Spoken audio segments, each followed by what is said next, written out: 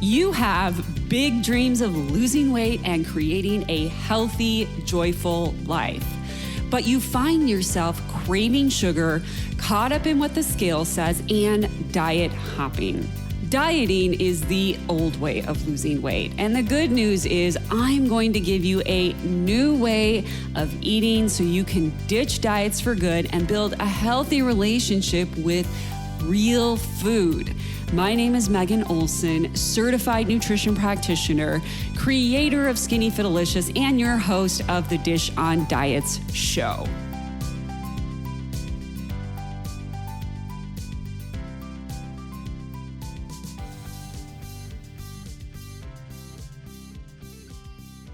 Hello friends, today we're talking about what foods you should eat when you're dieting. This is by far the number one question I receive from women over 35. What should I eat to lose weight? I have no idea what to eat. Now, before I tell you exactly what foods to eat when you're trying to lose body fat, I want to share a story with you. Most of you know that I offer free consultations for women who are wanting to work with me one-on-one in my 6-month coaching program. And anyone who's been on a consultation call with me knows it's pretty casual. We're just having a conversation about your diet history, things you've tried in the past, what your results were, what you're trying to accomplish, what things keep getting in the way, the common roadblocks, because really I want to bring those to the forefront for those individuals and help the individual overcome them if I can. And sometimes I know exactly what the individual needs to do, but they're not the best fit for this program. Or sometimes I know exactly what the individual needs to do, and I do think they are a good fit for this program. And then we have a conversation about what that might look like. It's extremely low pressure, and I think it's super valuable. Anyways, this woman scheduled a consultation with me, and that person is the one who has to take the initiative. They have to go to my website, they have to schedule a call, and when they schedule the call, they have to answer 1 or 2 questions. And one of the questions is, are you ready for coaching? People always answer yes. And then after they schedule the call, it takes them to an online form to fill out. It's a super simple form. It only takes about 5 minutes to fill out, but at the very top, this is what it states. Complete this application form for one-to-one weight loss coaching for women over 35. It should only take a few minutes to complete. Please only apply if you are a serious applicant. This program is an individualized 6-month total transformation and long-term sustainable solution. The total lifestyle transformation program includes nourishment, education, mindset, lifestyle habits, stress management, etc. If you are not ready to commit the time, energy, and space to the process, I recommend you apply at a later date. So then they complete the online form, hit submit, and we eventually have the call. So it's clear throughout the steps of this process that you need to be serious about getting help, because I don't want someone who's really not interested in getting help. There are all these steps in order for you to book a call with me, and this individual went through all of these steps. So I called her, and when she picked up the phone, the initial vibe that I got from her was like, "Why are you calling me?" So immediately in my head, a red flag went off for me about this person. And I said, "Hey, it's Megan calling. It's good to meet you. You scheduled this consultation with me. Would you still like to chat? Is this a good time?" Her response was, "Yeah, it's fine." I said, "Are you sure?" She said, "Yes." I said, "Okay, well, let me go over what we're going to discuss today in today's call, what the purpose is." And so I explained those things to her, and that I was going to ask her about her diet history, what she's tried, what the results were, what her goals were, and to see if I could offer her some insight. And after I said that, she said, "Yeah, that sounds good." So we began having our conversation, and she explains to me how she's been wanting to lose about 30 pounds for a while, but she's been struggling to make progress with that. She's lost weight before, but gained it back. She struggles staying consistent with anything. She doesn't have a set workout routine. She knows she needs to eat more protein and probably more fruits and veggies, but really struggles with it. Often she skips breakfast and comes home feeling ravenous and eats everything in sight. And usually she's too tired to make a meal, so she just snacks all day. And when I asked her what she usually ate throughout the day, she said, "Well, when I'm dieting, I eat these foods." And I said, "That's interesting. Do you enjoy that?" And she responded, It works for fat loss and getting my protein. Now, this is a very common conversation I have with some women. And this way of thinking needs to stop. It is why women lose weight just to put it on again. So anyways, as she was talking, I could tell there was a lot of fixed mindset language, like, I don't have time to do this. I'm too busy to do this. I'm terrible at all this stuff. I can't take care of myself. Just a lot of definitive language around these things. And typically when I hear those things, I try to get to, well, why is this even a goal? Why is this something you want? Why do you want to lose weight? Because you don't have to want to lose weight. No one is going to care whether or not you pursue this goal. So when somebody has a really definitive fixed mindset around some of these things, I try to find out, like, why does this matter to them? I mean, if it's causing you so much frustration and pain and you're not doing anything to fix it, what's the purpose and why does it even matter? So I asked her that, and her answer was, well, number one, I want to be a good role model for my kids and my family, and just so I can be more active and keep up with them. Okay, that's valid.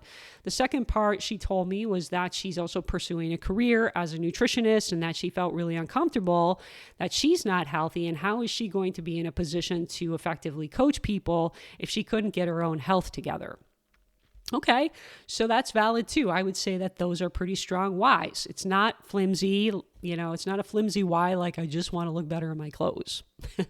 So I asked her, well, why was now the time to get the help that she needed and why she scheduled the call with me? And she said, because I'm not getting any younger. I'm in my 50s. I don't want to miss out on making memories with my family. Now, this is everything that I like to hear from somebody who's ready to make a lifestyle change. She had very powerful whys, and she had somewhat of a sense of urgency. And she did say that she worked with a coach in the past and accountability was key for her, but after she stopped working with the coach, she gained all the weight back. And my understanding from what she explained from her old coach was that it was a meal plan and there were certain foods she wasn't allowed to eat, like gluten, dairy, and sugar. So fast forward to today, now she's struggling with consistency, she's not working out, and she says, I know what I need to do, but I'm just not doing it. And then I said to her, okay, well, you have a strong purpose around why you want to do this, and it's relevant to your future career, and it's urgent so you can make more memories with your family. So what's your plan to do this? And she was like, well, I don't have one.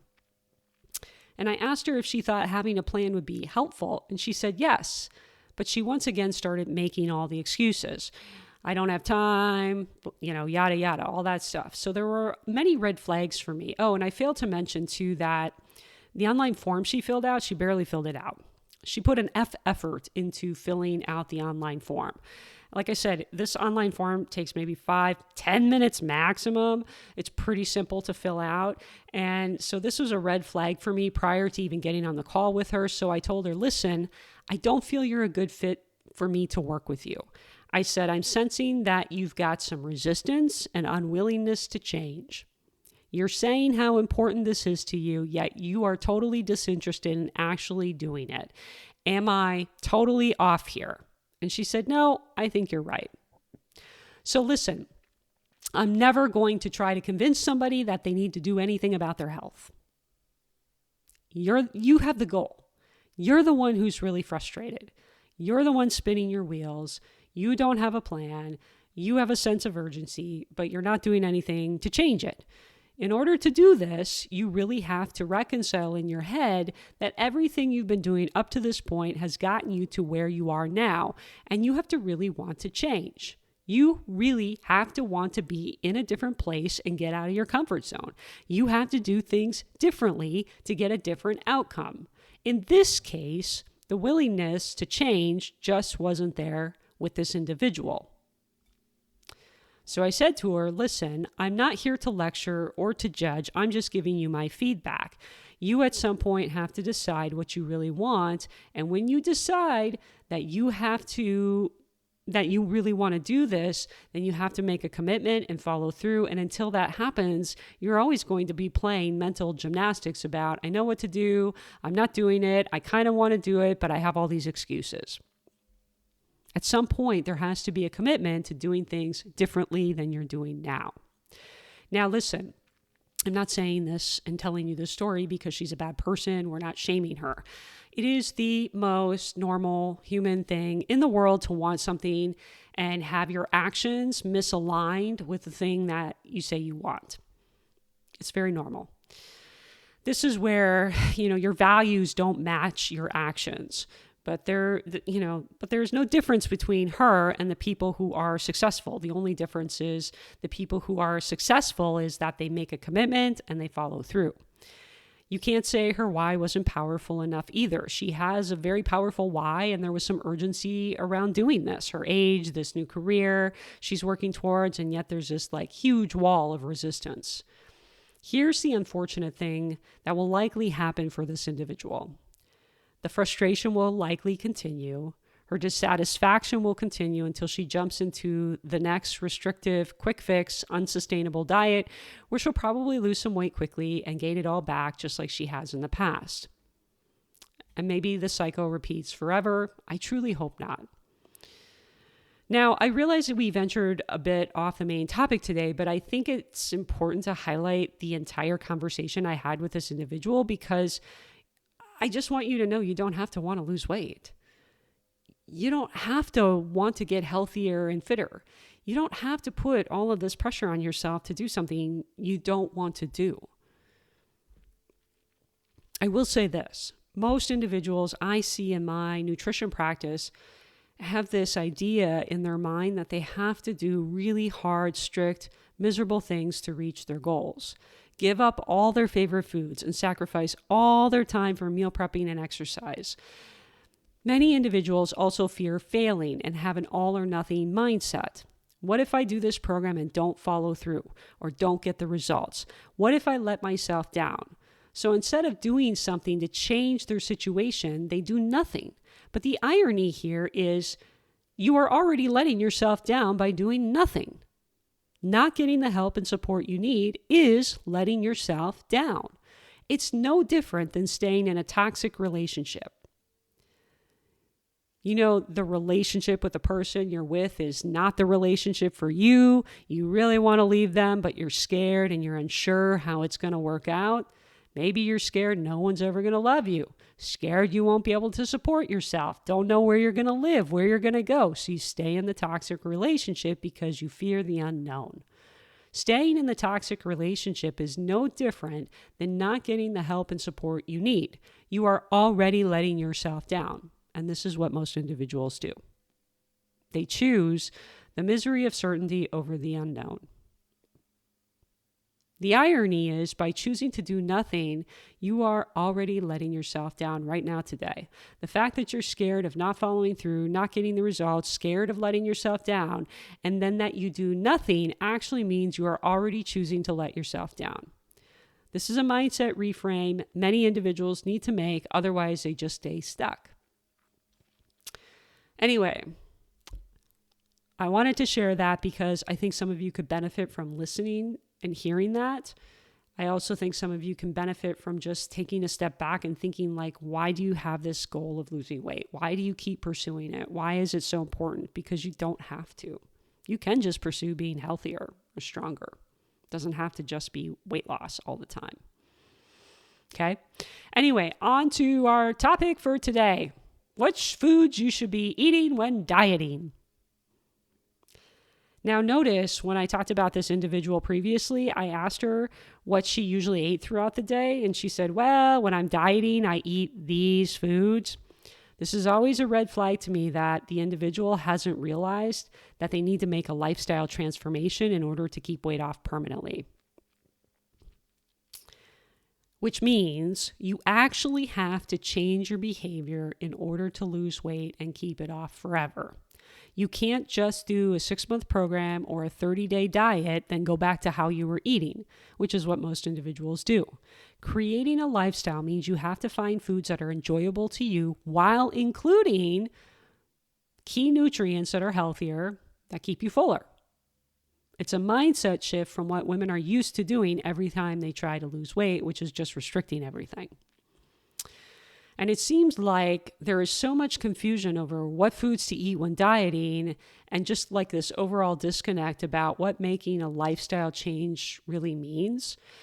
My client, Nancy, who was on podcast episode 109, she spoke about making a lifestyle change and how she realized during our coaching that changing her lifestyle wasn't about memorizing a meal plan or following a strict plan for a short period of time.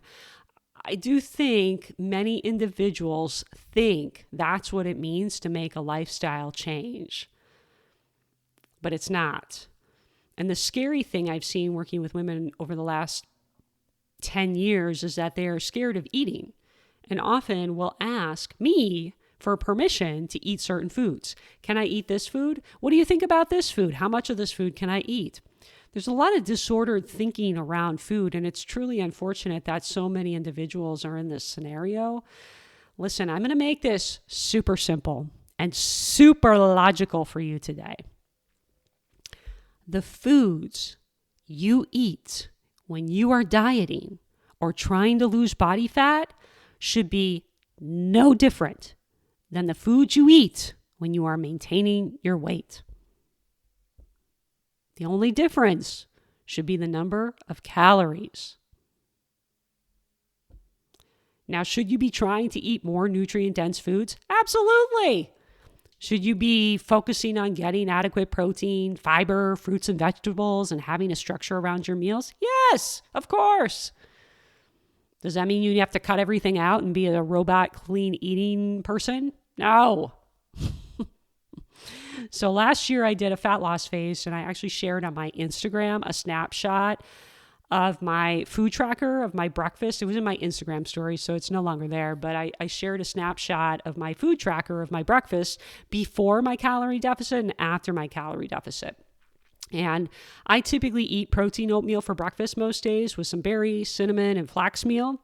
Super simple, super chocolatey, and delicious. I love it. The only difference in my fat loss phase was the number of calories. I wasn't eating anything vastly different from how I eat now. So, for example, instead of a half of a cup of dry oats, I was eating a third of a cup of oats in my deficit. Instead of 150 grams of fruit, I was eating 80 grams of fruit in my deficit. Instead of 2 tablespoons of flax meal, I was eating 1 tablespoon of flax meal in my deficit. All I did was slightly reduce the quantities of foods to fit into my deficit. I was eating all the same stuff, though. Now, when I shared this before and after my breakfast on my Instagram stories, I received a lot of messages from women. They were like, oh, I never thought I could just do that. Right. Because you've been brainwashed into believing there is some complicated thing you need to do with food. You've been brainwashed into thinking you need to cut out bread, rice, pasta, ice cream, chips, popcorn, and chocolate to reach your goals. You've been brainwashed. All those foods can fit into your budget and should fit into a balanced lifestyle that you can do forever. The only reason to cut them out is if you're allergic to them, or they don't work for you, or you don't like them.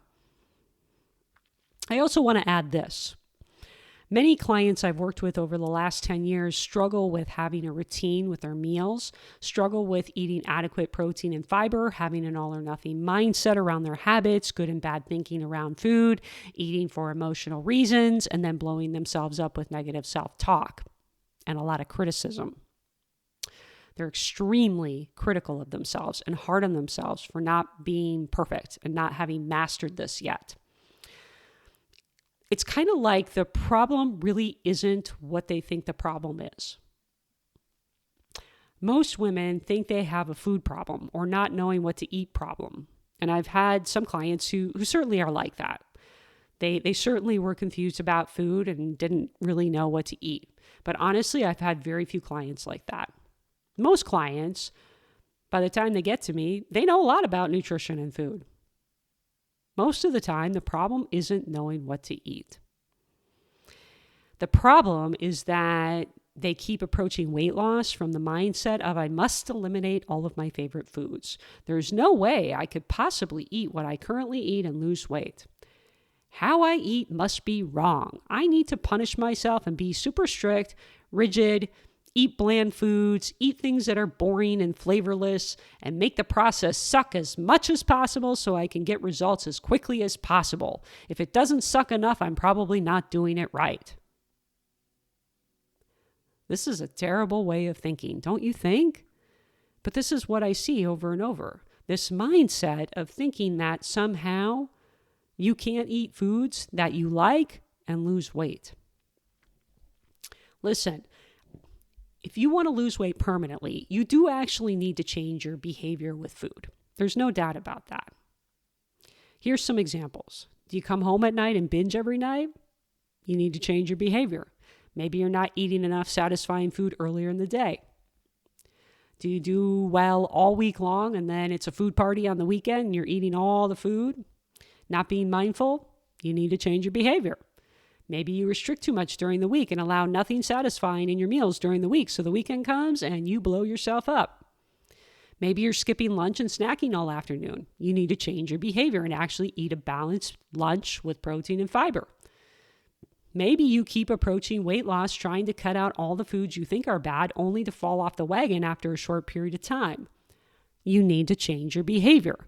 Learn how to include all foods, nutritious and less nutritious, so you can achieve a balanced lifestyle.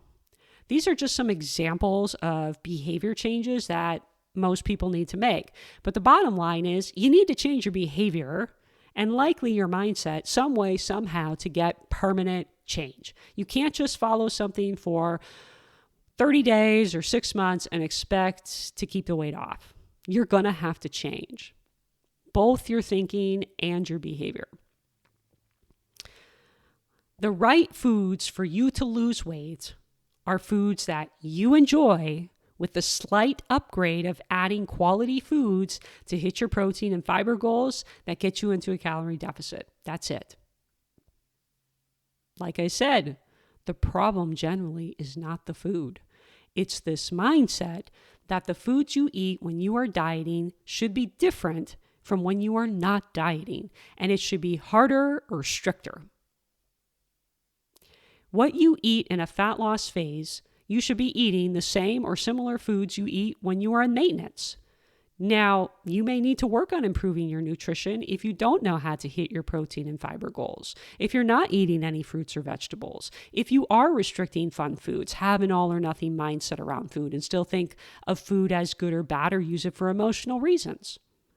I encourage you to take a moment to ask yourself, if the real problem is that you keep thinking what you eat when you're losing body fat should be different than how you normally eat.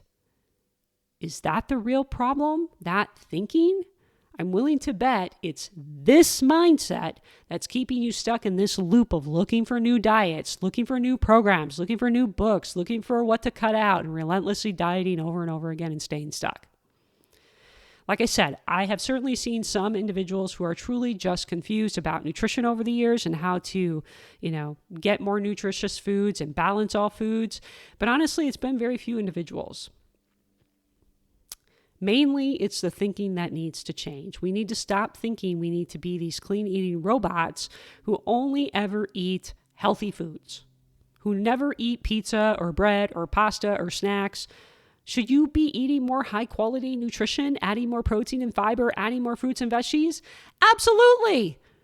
But the other less nutritious foods can certainly fit with the high quality foods and be part of a balanced diet. The mindset that you need to eat like some clean eating robot is what kills you and puts you into this all or nothing mindset and tailspin every time you think you screwed up. Changing this mindset is going to be everything for you in your journey, because if you change your mindset and your thinking about how you need to eat to lose weight, you will change your behavior and approach. Remember, I said behavior has to change some way, somehow. Like I described with my breakfast earlier, the only thing that changes for me when I'm in a fat loss phase are my calories, not the foods that I eat. I've already done the work to upgrade a lot of my food choices, but I'm not a perfect, healthy, clean eating robot, by no means. When I'm in a fat loss phase, I'm just simply reducing slightly the quantity of food that I'm eating in terms of the calories. How I eat and what I eat doesn't really change that much. Do I have to make sacrifices when I'm in a calorie deficit? Yep. I don't eat out as much, and I can't eat everything that I want. Is it for the rest of my life? Nope. I can eat more calories intuitively and maintain my weight after I'm done with my fat loss phase, because we never stay in a calorie deficit forever. I think a lot of individuals think that the amount of food they eat in their fat loss phase or their calorie deficit is what they're going to have to do forever. That's not true. You shouldn't be doing that. It should only be for a short period of time. And there is consequences hormonally, to metabolism, to your relationship with food, psychologically, a lot of things, a lot of negative consequences to staying and eating that little food for a long period of time. So the bottom line is, though, the type of foods you eat while losing body fat should not drastically change from when you are in maintenance. If you eat totally different while in a fat loss phase from how you normally eat, then what you are doing is chronically dieting, which guarantees gaining the weight back. You are not doing something sustainable. Remember, what you do to lose weight is what you are going to have to do to sustain weight loss. Do you need to potentially add more nutrient-dense food to your diet to have more energy, control cravings, balance blood sugar, feel better, feel fuller, sleep better, perform better, feel less bloated? Probably. Do you need to work on having a meal structure and routine around when you eat and what you eat, and having some ingredients prepped in advance and certain foods in the house to support your eating structure and routine? Probably. The main point I have for you is that you do have to change your behavior and approach to losing body fat. And that begins first with changing this thinking that you have to cut out specific foods and there's like some kind of magical food plan that's going to make it easier for you. There isn't. It doesn't exist. You are actually going to have to change your behavior. And I think people want to try to bypass that. They're like, if I just follow a meal plan or if I just fast, I won't have to actually think about changing my behavior. I can eat exactly how I'm eating now. It doesn't work for most people to do that.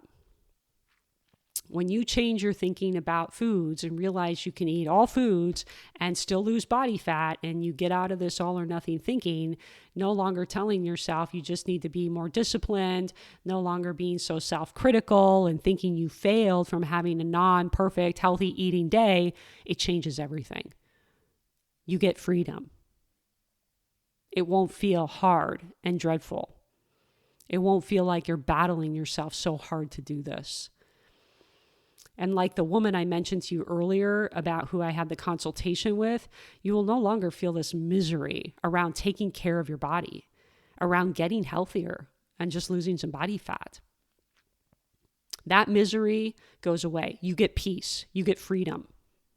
But it does take learning and actually changing your behavior, your approach, and how you're thinking about what it takes to lose weight. Now, last thing I want to mention in relation to all this is calorie deficits. I am going to do a future episode on calorie deficits because I recently realized that a lot of people do not understand calorie deficits and the law of thermodynamics. I guess I've always assumed that people understand this fundamental point. I posted something controversial on my Facebook page. Well, I didn't intend for it to be controversial, but it became controversial. The post that I posted on my Skinny Fitalicious Facebook page, it said, if you are in a consistent calorie deficit, can you not lose body fat? Nearly every single person that responded said yes. But the answer is no. If you are in a consistent calorie deficit, a true calorie deficit, you will lose body fat. That is the simple answer. But as we know with health, nothing's ever black and white like that, right? The thing is that a lot of people are in theoretical deficits, and that's why they're not losing weight, okay? People starve to death because starving is from being in a prolonged calorie deficit. No one who is starving in Africa is gaining weight from starving. I hear this from women all the time. When I starve myself, I gain weight. You're not actually starving yourself because people in Africa are dying and withering away. They are not gaining any weight. So anyways, back to the Facebook post. I had a bunch of women arguing with me and telling me I was wrong and that calorie deficits just don't work. One woman even stated that she starved herself and lost no weight. And I challenged her on that, like, how long did you do this? Were you actually starving yourself? And surprisingly, I got no response from her. Anytime I seem to challenge people's thoughts, because I'm a critical thinker by nature, anytime I seem to challenge people on social media, they seem to run away and hide. And I think sometimes, where I think we're a little overly dramatic, like I was starving myself, I doubt you were starving yourself. I kind of doubt it. But anyways, a lot of women responded and they were mad because they were like, it's my hormones, it's my age, it's my thyroid, it's my health conditions. Listen, I never said those things don't make it harder to get into a calorie deficit. They absolutely do. The unfortunate thing that many women are up against is their body is very likely burning way fewer calories than an online calculator is telling them. So an online calculator is telling you a theoretical, deficit number, or an app, right? It's giving you a theoretical deficit number. But because you're burning way fewer calories, that theoretical is much higher than where you need to be. And also, a lot of women have been chronically dieting for, many years of their lives. This also lowers your basal metabolic rate, making your calorie deficit lower. So getting into a calorie deficit is absolutely harder, right? All of these different reasons make it harder, which is why it's not so black and white as just saying calories in, calories out. You just can't go to an online calculator and be like, this is my number, let me go, here we go. It's just not that simple. I mean, maybe in your 20s it worked that way, or early 30s it worked that way, and you could just exercise a little more and all the weight came off. But a couple rounds of that, it doesn't work the same way anymore. The thing is that a lot of people were arguing with me, though, that calorie deficits don't work, which is really interesting, because if you're arguing with me that it doesn't work, then what you're saying is that your body defies the law of thermodynamics. I mean, this is just basic physics. If you jump in the air, do you think you defy gravity and you're going to stay in the air? No, basic physics. What goes up must come down, gravitational pull. The law of thermodynamics is also basic physics. Our bodies require energies to keep us alive. How do you think your body is keeping you alive? It needs energy. Calories from food is just energy. Now, arguably, some calories have more nutrients than others. But at the end of the day, your body can't run without energy from calories. It needs energy from somewhere, stored body fat or from food. So when you are in a calorie deficit, think of it as you're filling your gas tank. Instead of filling your gas tank in your car to full, you are filling it to 75%. But you're still expecting your car, or in this case your body, to still drive as far as it did on a full tank of gas. Body fat is just stored energy. When you are in a deficit, your body is tapping into that stored energy for the other 25% of its energy needs, so you can drive your car the same distance that you typically do. That's all it is. So for the people arguing that this is not how fat loss works, I just want to ask you this question. Where do you think your body is getting energy from when you are in a deficit? You can't get it from nowhere. Yes, certain conditions, age, and hormone issues make it much more difficult to get into this calorie deficit. I know. Absolutely. No doubt about that. But a calorie deficit is how the human body loses body fat. If you have ever lost any weight in your life, the only reason you lost weight was because you were somehow, some way in a calorie deficit. Anyways, I am going to do a podcast on this in more depth at a future time, because it really dawned on me with this Facebook post that individuals truly don't understand this concept. And I was taking it for granted that people understood this. I've been doing this for 10 years, and I was truly surprised that this is something most individuals fundamentally don't understand. I guess, when you've been so focused on the food and what foods to cut out and what diet to follow and what exercise to do, I guess you kind of miss this fundamental concept. And, most diets, I guess, don't really teach this. I don't think they teach this in Weight Watchers either. I don't know. Anyway, we'll talk more about that at a future date, but I just wanted to bring that up because a conversation we had today was really talking a lot about like when you're in your calorie deficit or your fat loss phase. Fat loss phase is just referring to when you're in a calorie deficit. So that's why I wanted to bring it up and mention it. Anyway, we covered a lot of stuff today. I hope that this information was helpful for you.